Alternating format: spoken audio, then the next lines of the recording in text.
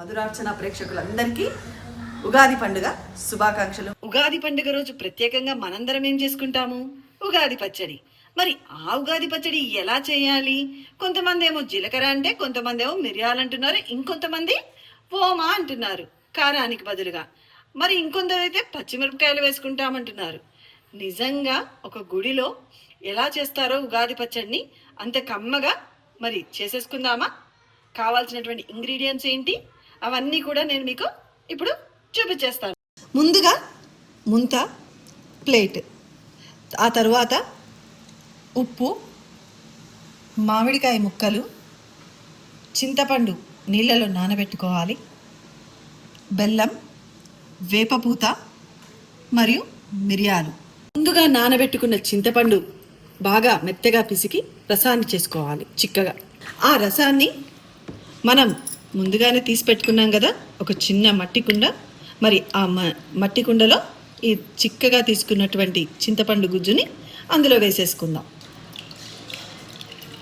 చింతపండు పులుపు, మనకి ఉగాది పచ్చడి అంటే షడ్రుచులు అని అంటారు. మరి ఈ 6 రుచులలో ముందుగా చింతపండు పులుపు.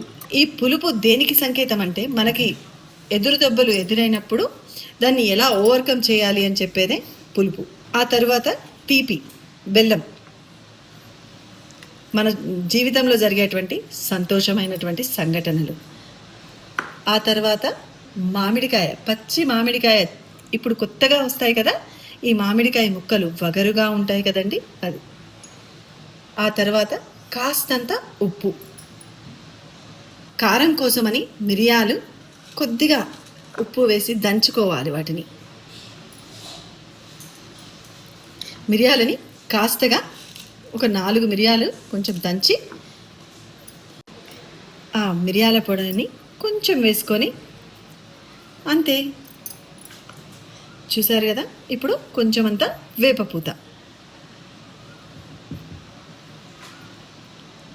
ఇప్పుడు చక్కగా కలుపుకున్నామంటే ఉగాది పచ్చడి రెడీ. ఈ 6 రుచులతో మన జీవితంలో కూడా ఇన్ని అంటే అవకతవకలు ఉంటాయి, సంతోషం, సుఖదుఖాలు అన్నీ ఉంటాయి కదా. ఇవన్నిటినీ కూడా మనం తట్టుకొని మన జీవితంలో మనం ముందుకు సాగాలి అని చెప్పేదే ఈ ఉగాది పండుగ పచ్చడి యొక్క విశిష్టత. మనది ఏ పండుగ అయినా కూడా ప్రకృతితో రిలేట్ అయి ఉంటాయి, మన తెలుగు సాంప్రదాయాలు, తెలుగు పద్ధతులు అన్నీ కూడా. మరి ఒకసారి రుచి చూసేద్దామా?